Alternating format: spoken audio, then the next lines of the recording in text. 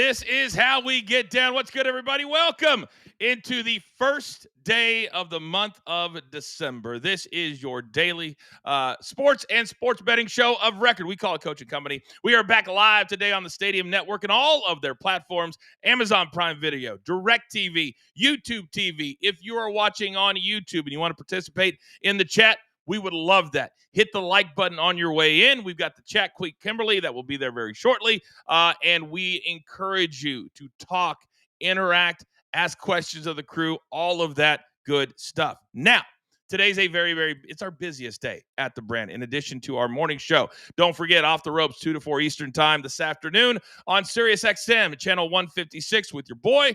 And we got a lot to talk about when it comes to Survivor Series. If you like the business of pro wrestling, at 5 p.m. Eastern time today, it is the Coach and Bro Show with me and Vince Russo.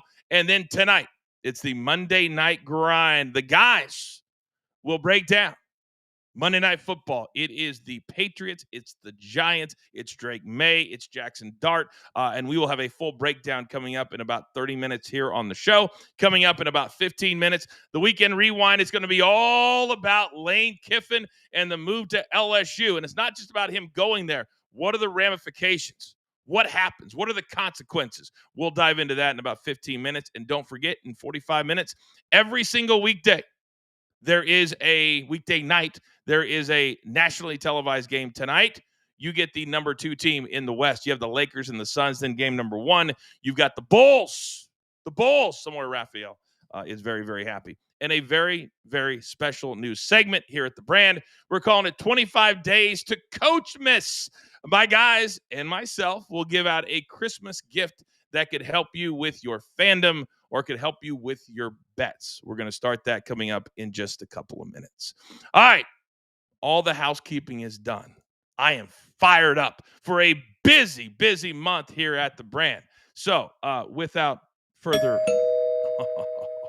oh, they're ready to go. Ladies and gentlemen, it's time to beat the books.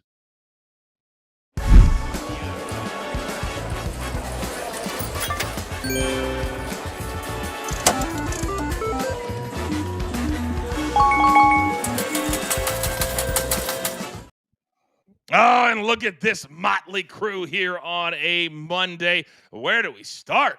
Well, how about I go to the far right? The man who lives in the dirty, the man who's from Louisiana. Big Chuck, anything happen in your state over the weekend? Good morning. Morning, Coachman Company. Yeah, a little birdie might have told me there was something had happened in the boot. Well, we like to call it the boot around these parts, but yeah, a little something may have happened. So I think we'll get into that a little later on in the show. It should be a nice little conversation. But other than that, we got some midweek EPL and Cup matches this week. So some nice soccer on the docket as well. Can't wait. 2 of our favorite words here at the brand, day soccer. We'll get into that here shortly. Now, this man, he is the executive producer over at BetMGM tonight. Love having him on the brand every single Monday. Brando, good morning. Good morning, Coach. Good morning, company. Man, it's been a profitable weekend for your boy at the books. Thanksgiving weekend, it's been hot. Let's keep it rolling. Let's keep it rolling. And finally, he's the host of Weekday Wagers. He is live from Memphis, Tennessee. DG, what's good? Morning, Coach. Morning, boys. It's a beautiful Monday. Glad to be back after the holidays. Yeah, I'm fatter than I was before the last time I was on the show, so that's Thanksgiving for sure. Oh, man. I had steak on Thanksgiving, by the way. I didn't do the turkey. I didn't do the ham. It was my family got separated this weekend. Daughter, mother went to Iowa. They're still there. Wow. The Midwest winter storm, they are still stuck in Des Moines. Mm-hmm. We're out here in beautiful, sunny Southern California playing golf and eating steak. All right, gentlemen, let's follow Brandon's lead because we want to have 5 great days here at the brand. So, one very simple question. Who wants all? Sorry, Brandon. Too slow. Way too slow. DG, best bet. Start us off. Go. Yeah, I love these plays tonight. We're going to go with Mac Hollins over the 17.5 of the longest reception. It's at minus 110. He's over in 5 of the last 6 games. And just let me just share a little bit of info. The Giants suck against the wide receiver, so why not go against the team who allows the most receiving yards to the wideouts? And I'm going to go ahead and go Mac Hollins over the 17.5 longest reception. And then let's go to the association here. We're going to go Clippers against the Heat. First quarter over 56.5 at minus 110. This is the biggest edge on the model. It's at 61.2 because the Heat, first and first quarter scoring. The Clippers, they're 10th. Both these teams get up and down early in the games. I like this to go over the 56.5 at minus 110. I love that play because, DG, anytime you and I are aligned, I'm here for it. So I'm going to go next because, gentlemen, you can all say it with me. Me and DG have a little bit of synergy.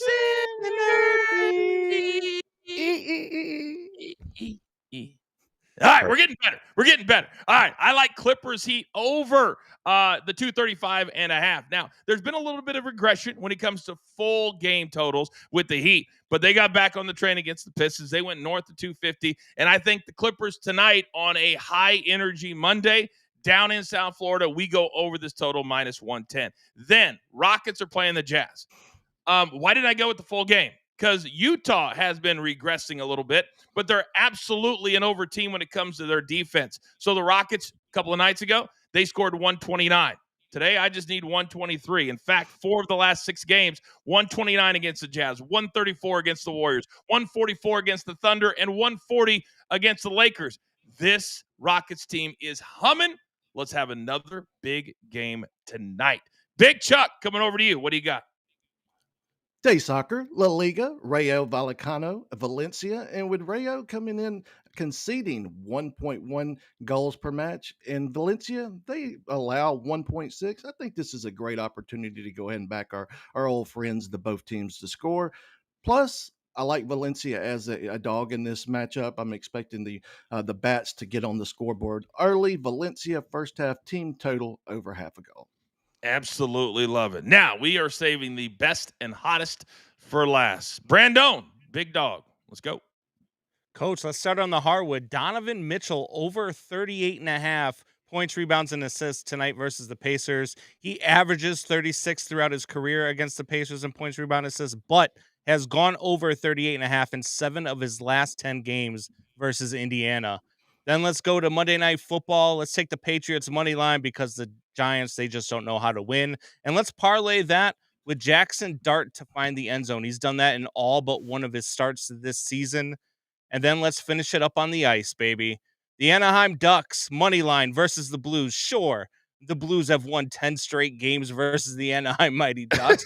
Why would I take this, though? Because this is a new year, and the Ducks are +9 in goals this year, while the Blues are -23. The Blues are terrible this season to start, and the Ducks are hot. Let's take the Ducks on the money line.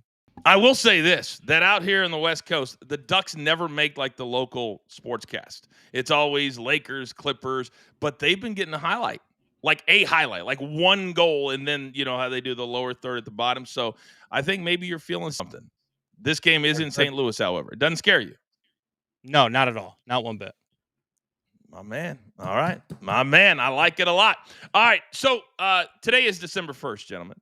And we want to do something special where maybe it's not a pick, maybe it's a storyline, but we're going to call it a gift to everybody every single day leading up to the Christmas holiday. So for the first time, right here, right now, it's the 25 days to Coachmas.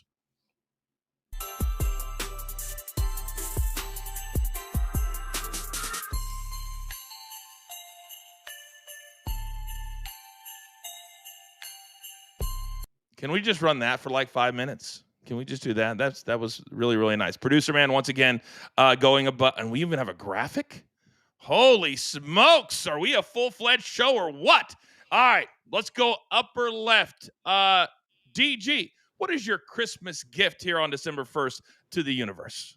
Well, if you look at the Clippers, they're obviously not been a good season for them just overall. But in the first quarter, they are a hot team. They're top 10 in the league in scoring. But what happens after the first quarter? Yeah, James Harden goes out. And then second quarter, third quarter, fourth quarter, they are bottom 5 in the league. That's not all combined. That is all individually.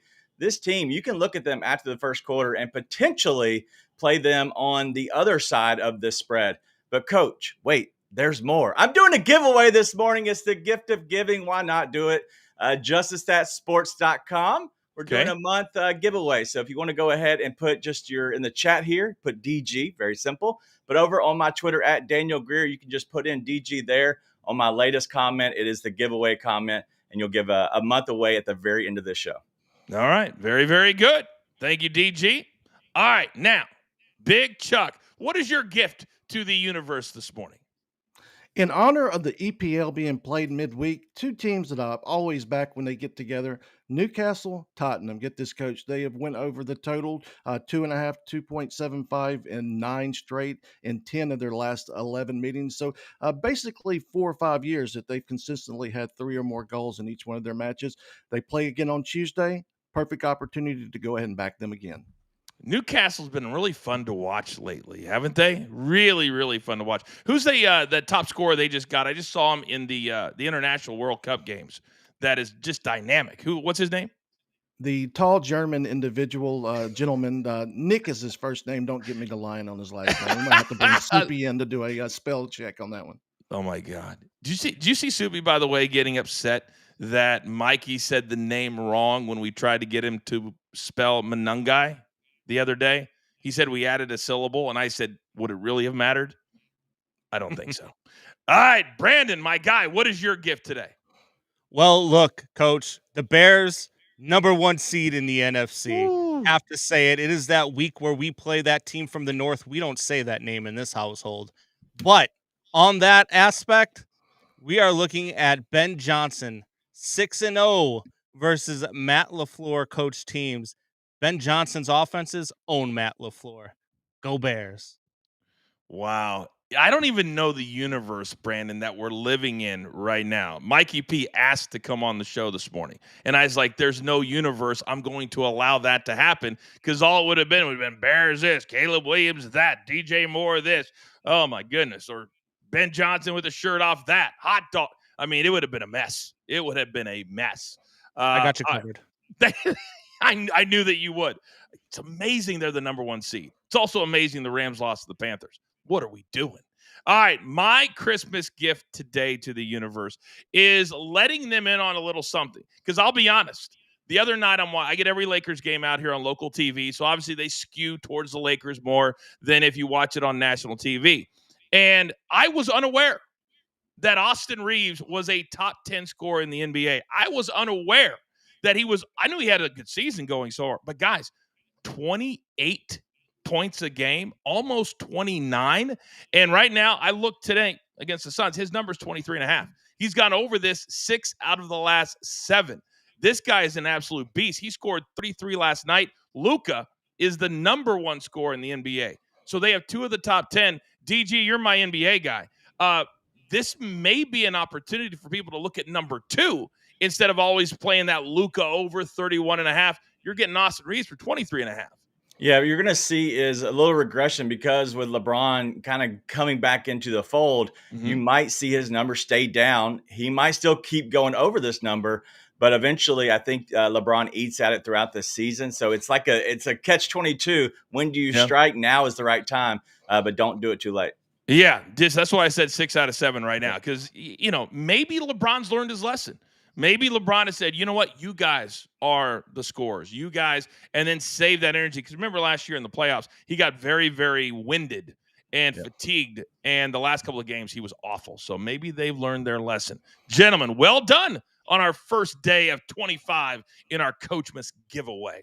All right, still to come, just getting started here on Stadium, YouTube, social media. Hit that like button if you're watching on YouTube. Still to come, it is the Weekend Rewind, and it is all about Lane Kiffin. What do my guys think about the move? What does it mean for the NCAA? What does it mean for Ole Miss? Also, Monday Night Football, we dive in there. And then our 2 games tonight in our NBA Showcase. It's a beautiful Monday morning. We're so pleased you would spend it with us. It's Coaching Company right here live on Stadium.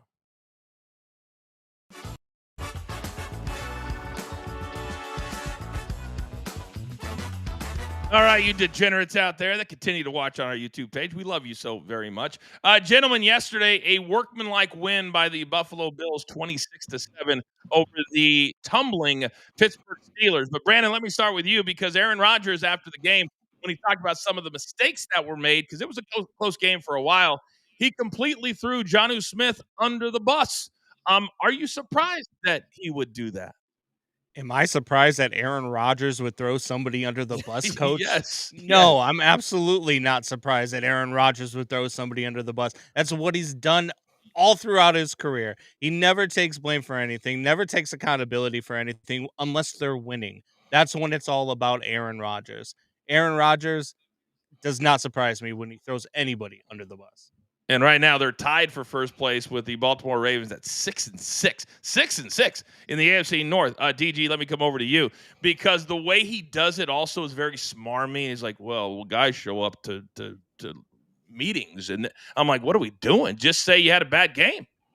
Maybe we look at Aaron Rodgers, who the meme or the photo going around of him, he looks like Marv off of Home Alone with how bad he was beaten up after that game. Maybe he's not all there and he's thinking that he's seeing birdies and he's not sure what the receivers were doing because he's not all there right now. But blaming his receivers or his tight end, that's what he does. He's never going to take blame himself for sure. He's not. He's not. And then he said meetings, Chuck, and then he said, and then time outside of the meeting room, basically insinuating guys aren't doing enough work when they're not in the facility to be a winning football team. He needs to blast Arthur Smith, needing a touchdown. They're calling needing 2 yards on the fourth down. They're calling a draw play, running play, and they lose a yard. No, that's who he really needs to blast. I think he's taking it out on his lowly wide receivers and tight ends because he's really frustrated at the offensive coordinator. Yeah, I think he is too. And when you look at him, guys, now the rest of the season, they have at Baltimore this Sunday, then Miami, then at Detroit, at Cleveland.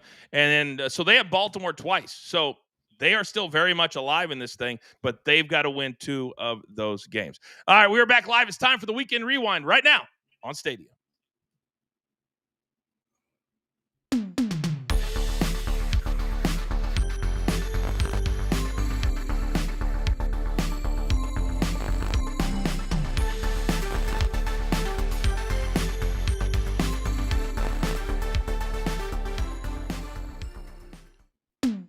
It is rare on a rivalry weekend with so many big games, so many games, guys, that had playoff implications, but it was one storyline. It was one man. It was one head coach that literally dominated everything. Marty Smith camped out at the Oxford, Mississippi airport, making jokes on SportsCenter, saying, for the love of God, make a decision. Well, yesterday, Lane Kiffin finally did. And he is going to LSU. He will be introduced today as the next head coach. And there is so much to unpack here, but we start with this. And Chuck, I'm coming right over to you because you live very close to Baton Rouge. And Lane Kiffin said he had to pray on it. He said that he thought about his dad who moved around 17 times. He talked to Pete Carroll. He talked to Nick Saban. He tried to deflect off of what is really in front of us. He walked out on a football team that had the best year they've ever had in the history of the organization and the school, and a chance to play for a college football national championship. Let me start with you. How is Louisiana receiving this news, and what was your take? Oh, we're going to embrace Mr. Lane. We were here in Lane as soon as they let that Southern gentleman Brian Kelly leave. We went ahead and embraced Lane. That was the big word we were going to bring him in. You think about it, he still left Ole Miss in a better spot. Plus, his daughter's she's already an honorary Tiger, so it kind of all fits together. So after watching that Oklahoma game, it was embarrassing. So we definitely need to spark. I think he's the perfect fit. We're going to definitely embrace Lane. He'll come to LSU, and I think he's just going to thrive. DG, I don't think there's any question that the reason that he had so much attention is he's an offensive genius. But when some of the details started coming out yesterday, all of a sudden, the same old Lane Kiffin came out again that we saw at Tennessee when he left after 1 year, when he got fired at USC. He's had so many big opportunities. It's not like this is his big one. This is just another one, which is why he is now, in the course of 24 to 48 hours, public enemy number one. And oh, by the way, LSU plays at Ole Miss next season. Your take? Yeah, that's going to be an awesome game for sure, right? Because you're going to have the vitriol from the fans just kind of blowing up, Lane Kiffin. But let's call this what it is. It's a divorce. Like, it's usually messy on 9 times out of 10. Divorces aren't great and they're messy early on. Everybody has a little petty machete in their back pocket. And so you're talking about the Ole Miss fans. They're upset. They're pissed because they are in a good spot and honestly a rising team. Well, now LSU, they're happy, but Lane's acting like a kid because that's what Lane does. What you're going to see is everybody calm down a little bit about a year from now before they play again to where it peaks back up. But in the end of the day, it's a divorce. It's messy. Everybody's being petty. Lane hasn't handled it well. I don't think Ole Miss made the right decisions to put their money where their mouth was with the NIL. And so I expect this to completely keep getting worse and worse before it gets better. Full transparency, he is using the rules to his advantage, DG. 100%. And then, Brandon, I'm going to come over to you, because when you look at it, and some of the people that are on the LSU side will listen, if he wasn't allowed to go, he wouldn't go. To me, this is about fundamentally being a college coach and caring about your team. I had so many people. I put out a video last night. It's already had over 12,000 views on my take on this situation. And money's not the issue. Ole Miss was willing to match every single dollar for every coach, including Lane Kiffin. But here's the kicker: $25 million reportedly for NIL. And this could lead, Brandon, to some much needed parameters when we're talking about NIL, because you can't have a scenario and a sport where one team has such a significant advantage over another simply because they can pay these college coaches more than another school can pay. So that's one of the positives that I'm looking at. What about you? Yeah, look, if anybody knows about messy divorces, it's this guy, right? But look, when you are talking about the NCAA and the way that they allow this, they've got to get control on this. They've got to take control on when they allow coaches to transfer to other teams, when they allow players to get in the portal. You got to stop doing this before the college football playoff. You've got to change when the portal opens. Now, when you're talking about the NIL money, look, that's the new age of college football. These players that they're getting paid now, these are paid athletes. These are not college athletes. These are not student athletes anymore. These are paid athletes. They're going to go where the money's at. And if you're getting more support from one school than you are the other, coaches are going to leave 9 times out of 10 now. But here's the situation, and that's why we could do a whole hour on this topic. But I wanted to compare two other situations. Florida hired John Sumrall from Tulane, who until a couple of weeks ago, guys, they were still involved in the group of 5 to get into the playoffs. Auburn hires Galesh from South Florida. Same situation. But Sumrall staying to coach Tulane before he goes to Florida. But these are, and Gigi, I'll come back to you first. These are situations where it's a mid-major coach going to their big opportunity. And for Lane Kiffin, this is big opportunity number 4. USC, Tennessee left after a year. He was the coach of the Oakland Raiders at one point in his career. This started in 2006. So the comparisons are technically there, but for him to want to stay and coach and then reportedly say, if you don't let me do this, then I'm going to take all of my coaches. I'm going to take all of my players. You won't have anybody to play in the college football playoff. And then to see all those coaches and the ex-wife and the family get on the private jet, I was like, man, he's being very petty machete and not looking at it from Ole Miss's point of view. Yeah, but if you look at this, like with Ole Miss, like they envision LSU as being a peer, right? At the same level because it's in the same conference.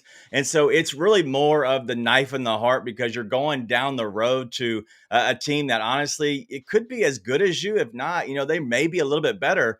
But these other instances, talking about Tulane to Florida is a big jump. And you have to think at Tulane, just as we have here in Memphis, like when you go to Arkansas or you go to, a big school like Florida, like that's understood. And that as a fan base. Ole Miss, they're not accepting that because LSU should not be a tier above or at least that big of a tier above. No doubt. And then when you talk about players, I hate when we call it NIL money.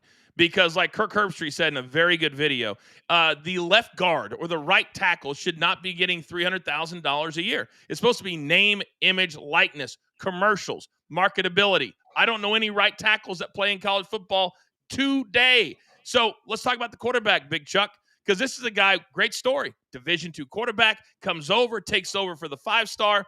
I guarantee you he will be your starting quarterback next year for LSU with $1 million or $2 million paycheck coming with him after he potentially plays in the college football playoff. Would it surprise you for Ole Miss to lose their quarterback in the next few days as well? Not at all. They're really going to be mad at Lane once he pulls that one off. Trinidad, he's trying to get that one more year of eligibility. So once he gets that, he's coming. Oh, he's going to follow Lane wherever he goes. He's put him on the map so far. So he's going to entrust in him. And we'll definitely take Mr. Trinidad Chambliss in the Baton Rouge. This is a very pro wrestling type of situation, guys. You've got the baby faces in Ole Miss, and they did everything, at least allegedly, that they could possibly do to get him to stay. And then you've got the heels in LSU, the Tigers, and maybe they'll embrace it. All those fans, Brandon, that were standing outside of his office last night when Lane comes out and he's doing the double fists in the air, he embraces being a heel. And not everybody can. I mean, I'm one of the greatest heels of all time. I embrace it every single day. Do you think that to ultimately be a positive for college football that now Lane Kiffin is going to be the guy that everybody wants to beat every time they come to town? Yeah, sometimes you just gotta embrace being that guy, right? It's okay to be the jerk in the story sometimes, because sometimes the jerk in the story is actually the good guy in the story. He's just perceived as the jerk in the story. I have no problem with Lane Kiffin going to LSU. I have no problem with Lane Kiffin soaking it all in. I have no problem with Lane Kiffin taking the bag. And if you do have a problem with it, you're probably just a bitter Ole Miss fan. Hey, I have a problem with it, and I'm not a bitter Ole Miss fan, but here's my problem, Brandon, that I have is, and maybe this is an NCAA situation. I don't like the fact that he walked out on his players, and he knows that without his offense, they cannot compete in this college football playoff. You can't win with defense. You got to score 30 or more to beat the Ohio States, the Georgias, the Indianas. You can't do it with defense. So DG, he knows that by taking himself, his offensive coordinator, that the reason he's getting hired is because he's an offensive genius, not just good. Lane Kiffin is great. So I'm scared to watch this Ole Miss team, even if they have the plays. Who's going to call them? Who's going to be the one that puts it all together, puts that dance together? And Lane knew that, which is why I think he pushed to coach this team throughout the playoffs. I think as soon as next year, we could see all of this change to where he could have stayed and then gone when the season's over. I then probably would feel a lot different than him walking out on 100 players that now have no shot to win a college football playoff title. Yeah, the players losing this, right? Because, they are the ones that are going to the playoffs potentially, and they're the ones that have the chance to do something more than this program has ever done at Ole Miss. But Lane did offer to coach. There's zero chance they were going to let him coach in this playoff game for sure. But in the end of the day, the players lose from this because you do lose your offensive genius, or offensive coach. They do have the plays. It won't be a complete over, everything's going to just be flipped on its head. But you're talking about a key third down, a key fourth down, a key play. Those are the things that you're going to miss in this, and that's why they're going to miss Lane for sure in the playoffs. That's a very, very smart take on your part. They've kind of have become kind of the LA Dodgers, because Lane's going to go out and with $25 million, he can get the best quarterback, the best wide receivers, the best linebacker. He can get all of that. Here are the parameters in his deal, according to NOLA.com. 7 years, $91 million.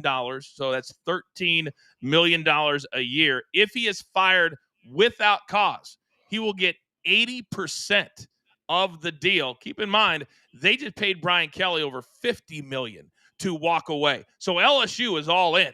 They're not paying $100 million in buyout money in the next 5 years. So they are in bed with this guy, and apparently they're okay with it. They're okay with it. Great discussion, guys. Great discussion. We'll keep our eye on this. Obviously, we'll play some sound from the press conference, which will take place later today. Maybe we'll play some sound on both sides of the fence, or show the picture of all those fans flipping off the airplane as he was taking off. That was nice. That was nice. We're only halfway home. Coming up on the other side, we got a big Monday night football game tonight. We break it all down. Giants, Pats, next. Coach and Company right here on Stadium.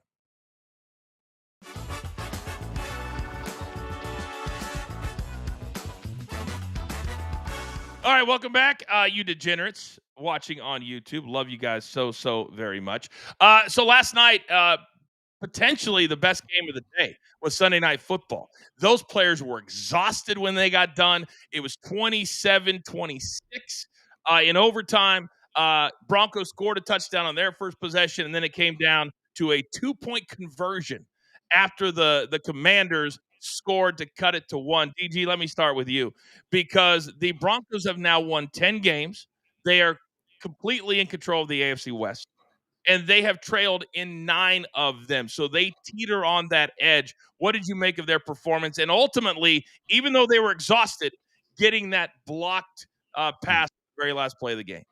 Yeah, Marcus Mariota is still a quarterback in the NFL in the year of our Lord 2025. That's crazy to me in itself.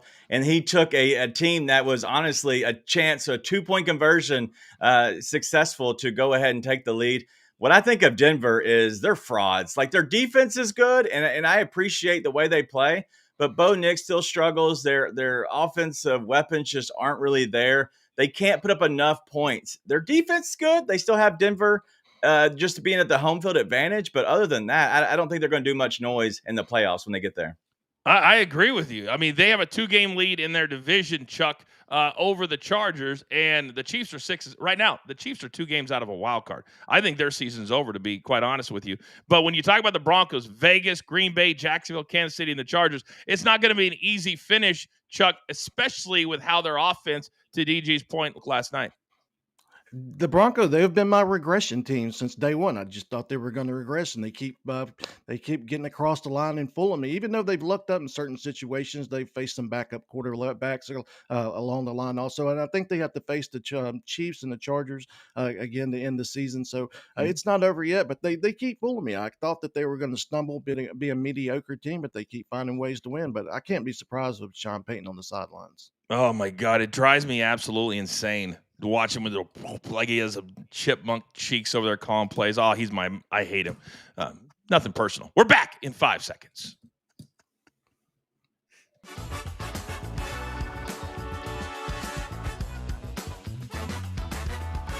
All right, tonight, welcome back. Week 13 wraps up in the National Football League. This is Coach and Company. We're live on Stadium, YouTube, and social media. Don't forget, we have a full slate of shows today. We got the podcast coming up around 11:15 a.m. Eastern Time. We have Off the Ropes with your boy on SiriusXM, channel 156 from 2 to 4 Eastern. Coach and Bro at 5, and then the Monday Night Grind right back here on our YouTube channel, breaking down the Giants and the Pats. And that's where we're going right here, right now. So let's, in the morning, kick it off.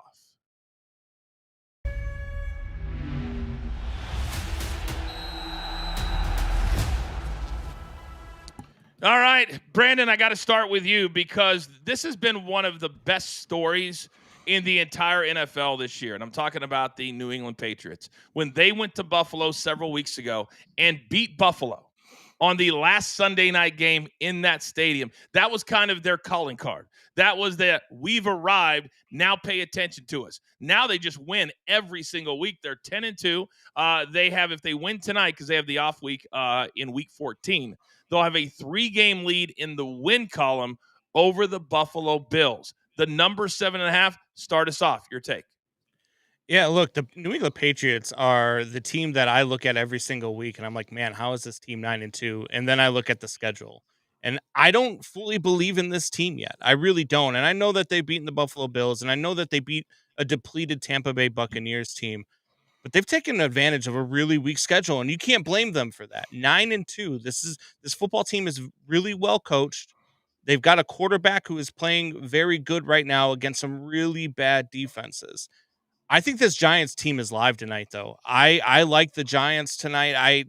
On the spread +7. I think that the Patriots are going to win this one outright, but I think that the Giants are going to be able to keep it close. I think Jackson Dart is going to pose some real issues for this defense. You know, Jackson Dart is a guy that loves the competition. He knows they're not a playoff team, but he's going to go out tonight and he's going to say, well, there's Drake May, number 2 pick in the draft. I'm as good as he is. Now, the way the NFL does the schedules, DG, they are taking advantage of a lesser schedule. That will not be the case next year. But because they were not, and for people who don't know, new viewers, you face the schedule based off of where you finished the year before. If you win your division, you play a first place schedule. The Patriots did not do that last year. So here's what they have left, DG. They have the Giants tonight, bye week. Then they have that very important game against Buffalo coming out of the bye week. They couldn't have asked for it in a better time. I mean, off a bye week Yeah. at home and then at Baltimore. Then they close with the Jets and Miami. They couldn't ask for a better schedule than this right here. We're going to see exactly how good they are in the next 3 weeks. Yeah, if you look at this game, you can empty the tank as a Patriots player because you're heading into a bye week. Obviously, you're going to gear up for Buffalo. There's no reason to look ahead at this point. A professional win is what I would call this. But if you look at both these teams, they combined, they're 14-7 against the spread combined, and so they're both really good against the spread at 7-3 and 7-4. And so, if anything, I'm looking at the hook. Where's it at? All right, on the side of the Giants, I'm Yeah. going to go ahead and favor that side just because I don't want to be on the wrong side of the hook here. And Mike Vrabel is the type of coach that, and I never want to say that a coach tries to cover the spread, but there's some coaches that will be aggressive. We'll say that. And Big Chuck, Vrabel's not one of those coaches. He just cares about winning and then getting on to the next game. So that hook is very, very important tonight. You're also my totals guy. Where are you heading in your mind? Definitely looking at that total. These have been total teams. They've combined to go over 10 of their last 13. But we are another Giants have been the Patriots kryptonite. They've covered 6 of the last 7 against this team. No matter what, they always find a way. I definitely think if we see points, that's going to favor the Giants. Higher scoring game, I would have the Giants covering. You go look at the Giants team total. Definitely like points. Therefore, the dog covers. It's always correlated. It certainly feels like, doesn't it? Now, normally we do a playmakers as part of this segment, but as you're thinking about the big names, Brandon, or the key players, we've had a lot of injury. Cam Scatterbo is spending more time on WWE programming than he is on NFL programming. So we're not going to do that this morning because there's a lot of mid-level players. I don't know who's going to step out front tonight. And normally when I have a game like that, I steer clear of a lot of props when it comes to running and also wide receivers. Where do you look at when it comes to players tonight? I'm looking a lot at Jackson Dart. I really am. I think him coming off of the concussion, going to be in prime time. I think he's looking to really showcase what he can do with his legs. I think you're going to see a lot of runs. I know that they want him to change his running style because of potential concussion issues now, Mm-hmm. but I don't think he's going to be able to. That's his game. That's who he is. And that's what makes him one of the more exciting young quarterbacks in this league. I like his passing props as well. I like his overs. I think Jackson Dart's going to have a game tonight.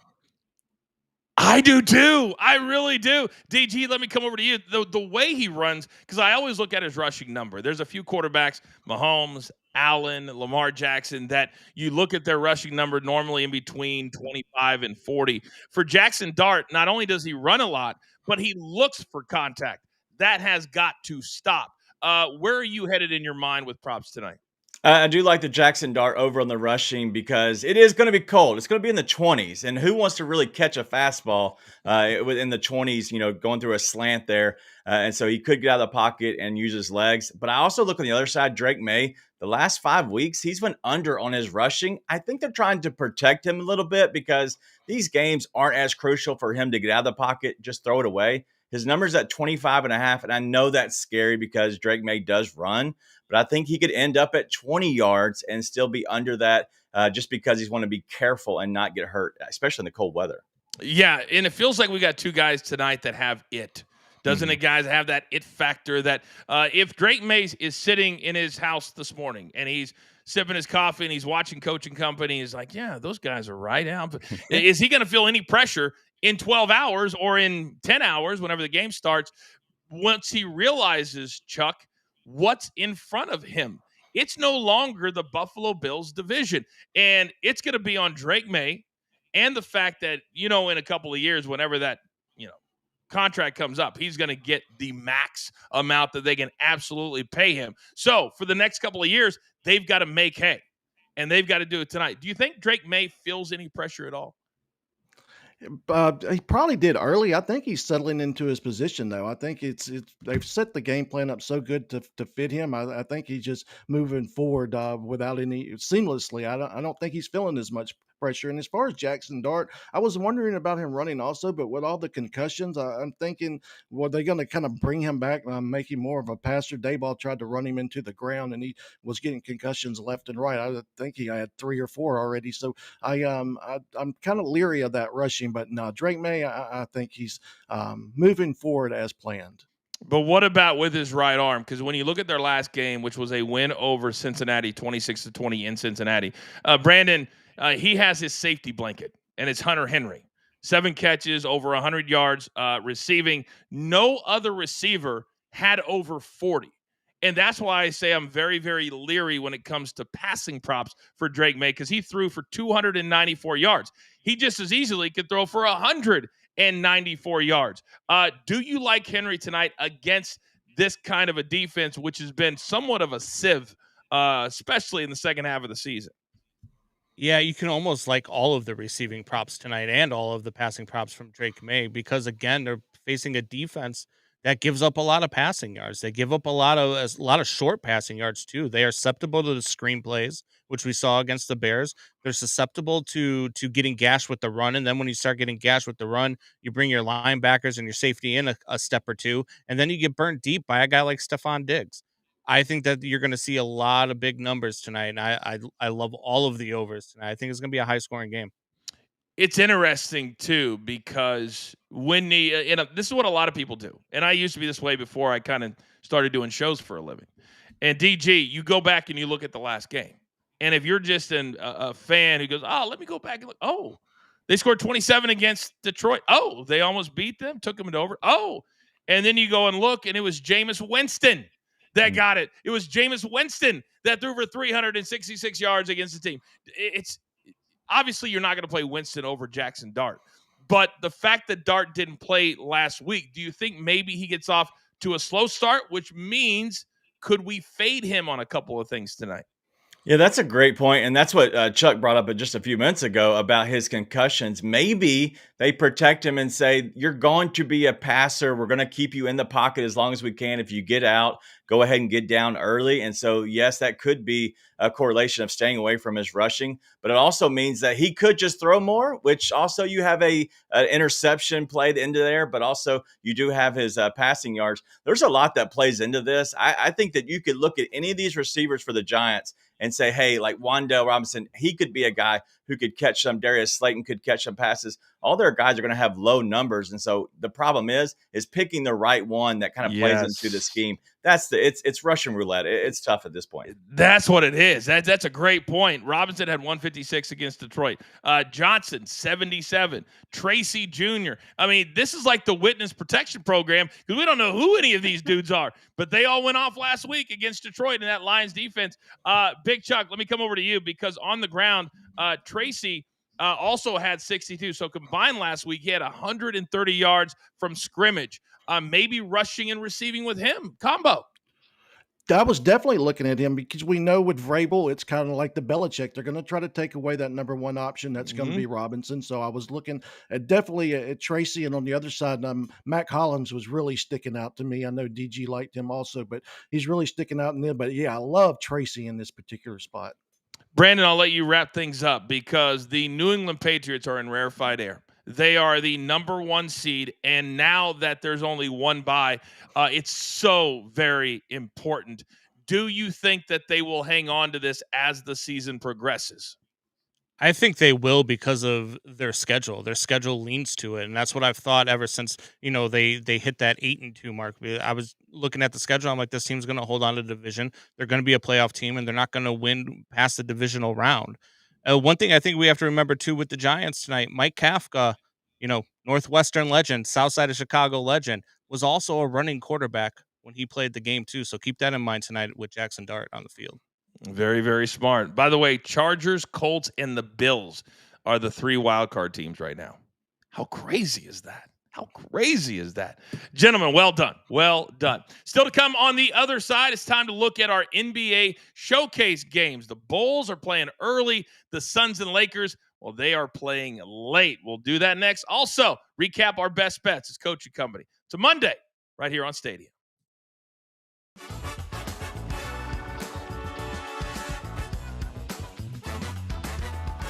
All right, gentlemen, and those degenerates watching on our YouTube channel, let's take a look at our potential dog of the day. Tonight's the Giants plus 300 on the money line.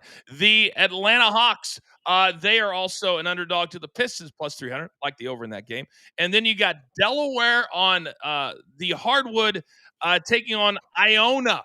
DG, where would you go if you had to? I don't know what Delaware basketball. I'm not following that. I think that the Hawks are good. I think they're able to win one. So I'm going to go with the Hawks just because there's no way the Giants are winning this one. All right, Big Chuck, your thoughts? I'm going to go with the Giants. They have a knack for upsetting those Patriots when you're least likely to expect that. So yeah, go ahead and give me the Giants for the dog of the day. I know DG gave us that stat on them covering the spread, but every time I bet on the Patriots this year, they haven't covered the spread. So I don't mind that. I don't mind the Giants. Brandon, what about you? Yeah, I'm not Brad Evans, so I don't know anything about Delaware versus Iona basketball. So I'm staying away from that. I'm not going up against the Pistons right now. They are really good right now. I would actually take the Giants too. I'd probably hedge my bet that I have with the Patriots and Jackson Dart money line and take the Giants at plus 300. Take a stab at that because I do think they are live tonight. I almost made the Pistons my gift today. They are 16-4. 16-4 with losses in 2 of their last 3 games. November was incredible. They won every game in November up until November 26th. Every single game. Then they lost to Boston. Then they lost to Orlando. But then the last game, what a fun game that was. At Miami, 138-135, they beat the Heat. So not only is Detroit a really good team, they are fun to watch as well. They are the number 1 seed right now. New York is 2. Can anybody name the 3 seed in the East right now? Anyone? Anyone? Celtics. I could name you 3 teams in the East. Exactly. Toronto. Raptors. Toronto. The Raptors are the 3 seed. Miami is 4. Boston's all the way down in 8th. All right, we're back live in 5 seconds.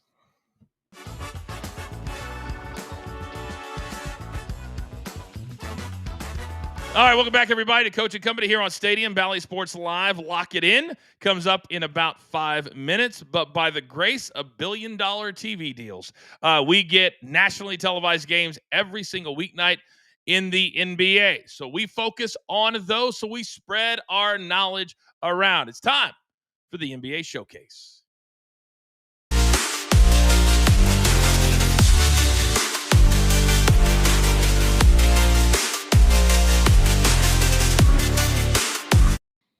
All right, tonight in game number 1, we have the number 5 team, Atlanta, against the number 6 team in the East, Orlando. And DG, let me start with you, because Orlando, all of a sudden, they've kind of turned into an over team. They're scoring a lot. They're playing up tempo. But then Atlanta is always a welcome dance partner. Your take?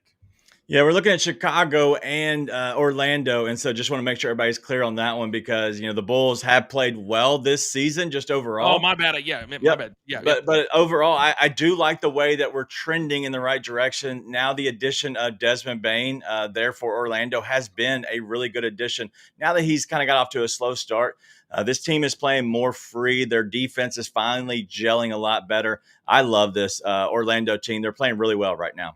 Maybe I just didn't want to play the Bulls tonight, DG. Maybe that's it. But Brandon, let me come down to you because you're my Chicago guy. Getting 8.5 3 weeks ago, this number would not have been 8.5. But your Chicago Bulls, they've been struggling a little bit lately. Yeah, and they struggle a lot on the road. 3-8 on the road this year. They are not a good team away from the United Center. Look, I like this Bulls team at plus 290 just because of the number. I would probably take a stab at this Bulls team, and they do play these better teams tough. Like they play the Cleveland Cavaliers tough. They play the Pistons tough. They actually beat both of those teams earlier this season. So I think that they are live in this game. I would play them at plus 290, but most likely, Orlando's going to win it. They've lost 3 games in a row to Indiana, Charlotte, and New Orleans. Just want to throw that out there. Big Chuck, do the Bulls find a pulse against the Magic in O-Town? I agree with Brandon. This team on the road, they struggled. I'm wondering if they have an injury. Or it was 7.5 for the Magic last night. It's went to 8.5, and the total I had it 241, and I'm seeing it coming down to 238.5. So I'm wondering if someone's sitting for the Bulls in this one. May want to check the injury report by tip off, but definitely, if the Bulls were at home, I would like them more. But away to Disneyland, Disney World, I would have to back the Magic and the under in this spot. Orlando is one of my favorite 3 cities in America. I could live in Orlando. I really, really like that city. All right, game number 2 tonight, and this is one of the hottest teams in the entire league with the most star power. When the Knicks and the Lakers are good guys, the league's just better. The Suns are not bad. They got Devin Booker, but they're not the Lakers with Luka, number 1 in the league in scoring. Austin Reeves, also top 10, almost 29 points a game. Between the two, they're averaging nearly 65 points a game so far. That's why they've only lost 4. They're 15-4. The Suns are 12-9. DG, let me start with you. But yet the number's only 4.5. Yeah, I like the Suns here. The Suns have played really well. And if you look on the other side, the Lakers, it's game time decisions on Ayton, but also LeBron. And so because of that, you could have one, if not both, sit. The Suns, they are led by Devin Booker, but they have other pieces that are starting to gel and starting to play better. I think it's going to be a shootout just overall. That 234.5 looks like a really good number. Yeah, last night the Lakers win by 12 over the Pelicans. They scored 133 in the process. Team total to the over, the game to the over, and Ayton, to your point, 22-12 last night. That would be a big miss if he doesn't play tonight. Big Chuck, your take. This is another one. I guess it's the injury or the potential sit out. So I had it at 6 overnight for the Lakers, and we're seeing it 4.5. So you possibly could get a discount on them because they played without LeBron for much of the season. But that total, that's kind of a mystery to me. It was 234.5 overnight. It hasn't budged, but I had liked the under in that one. I thought we had seen more of a defensive battle. I'd originally liked the Lakers. I want to see who's playing, but you said you potentially can get a discount with the Lakers. That number even goes down if they rule out LeBron also, but the under is what I really back in this one. This is really, I think, a blessing in disguise with LeBron out the first month and also not playing on back-to-backs, he said out last night, because we're starting to see what Austin Reeves can do, Brandon. And last night they scored 67 points, 17 rebounds, 15 assists combined. So Luka's really starting to trust him as well. And I think come March or April, that's going to be a big, big deal for this Lakers squad. Yeah, and we already knew LeBron trusted him. He was his right-hand man last season. And with this team coming back and getting healthy, look, I think the play here tonight is the Lakers money line, Suns on the spread, and the over, because I think both of these teams can score. I think that Devin Booker is an absolute dog, and I think that this is going to be a tight game. And there's a lot of energy going on right now in the old Staples Center. I don't call it crypto. The old Staples Center. These teams are showing up. The stars are showing up again. This is becoming a can't-miss team like they've always been in the 80s and the 90s. All right, I want to have 5 straight winning days this week as far as picks are concerned. So right here, right now, let's lock it in.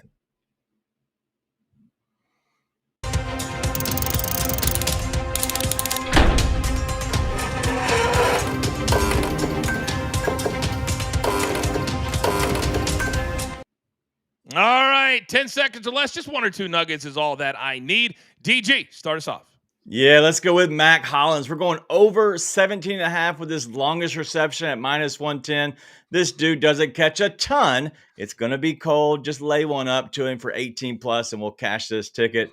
And then let's go to the hardwood where it's a lot warmer inside with the Clippers and the Heat. We're going to go first quarter, get off to a hot start. We're going to over 56.5 at -110. Both these teams are top 10 in first quarter scoring. It's going to fly on the over. Brandon, you're up. Yeah, let's go Donovan Mitchell over 38.5 points, rebounds, and assists versus the Indiana Pacers at -115. He averages 36, but in the 7 of his last 10 against the Pacers has hit over 38.5 with just points alone. SGP, Patriots money line, Jackson Dart doing what he does, put the ball in the end zone. That is plus 400. And then Anaheim Ducks on the ice, money line versus the Blues at plus 135. Blues have won 10 straight of those games. But this is a new season, baby, and the Anaheim Ducks are one of the better teams in hockey. It's a new season, baby. Let's go. Tonight, that game in St. Louis, it's 8 o'clock Eastern, 5 o'clock West Coast time. Big Chuck, day soccer, give it to me. Fresh from La Liga, that's in Spain, Rayo Vallecano, Valencia. Rayo, they come in conceding 1.1 goals per match. In Valencia, they allow 1.6. That's a perfect opportunity for the both teams to score. I think each can get on the score line. And then I like the visitors as a dog in the spot, meaning I think the Bats get on the score line in the first half. Valencia, first half team total over half a goal, a nice plus number. That's all we need is a 1. And then my 2 plays, if you're going to cash with the coach, I like the Clippers Heat over for the game because it's being played in Miami. The Clippers on the road just to play a little bit faster. The Heat had their lull. They're coming back over 235.5. And then the Rockets, they scored 129 2 nights ago. They've gotten north of this number in 4 of their last 6. They're a really good team and a fast team this year. So I love their team total tonight. No inside info today, but what I do want to do is bring the guys all back on. We have about a minute left. DG, what do you expect to come out of the Lane Kiffin press conference, which is scheduled for later today? We're going to have a lot of arrogance, a lot of confidence. That's what we're going to hear from Lane Kiffin. You're going to hear off all of Ole Miss. Everybody in Mississippi will be pissed off, and it's going to be drama, and it's going to be awesome. Hey, this is what we're here for. Big Chuck, you're going to be right smack dab in the middle of it. Lane's going to do what Lane does. He loves being the heel, so he's not. This isn't anything new for him. He's going to relish being the heel, the new coach of the LSU Tigers. Brandon, I got 15 seconds for you. As long as Kiffin doesn't talk about his family, I'll be okay with everything. We got Matt Moscano tonight on BetMGM tonight to talk about it inside on LSU. Oh, okay. Tune in to that 7 to 10 Eastern, right? 7 to 11 Eastern time for that. 11. All right. Very, very good. Gentlemen, well done today. Great, great job. Producer man, I need that one shot. It's now time for all of you to go out into the world. Turn on your notifications. We got a ton of content today in sports and also in pro wrestling. We'll be busy all day. And remember, there's only one thing left to do. And I believe you all know what that is. You've got your marching orders. Let's take all of these tickets straight to the pay window. My entire team, damn it, do I love them all. Big Chuck from the Dirty Dirty. My guy, DG from Memphis, Tennessee. And Brandon from BetMGM tonight. Never forget about producer man and Mikey P working behind the scenes to make the show look like $1 million. We grind for you so we can win with you. It's what we're all about right here. This is Coaching Company live, as always, on Stadium and Bally Sports Live. Have a great day.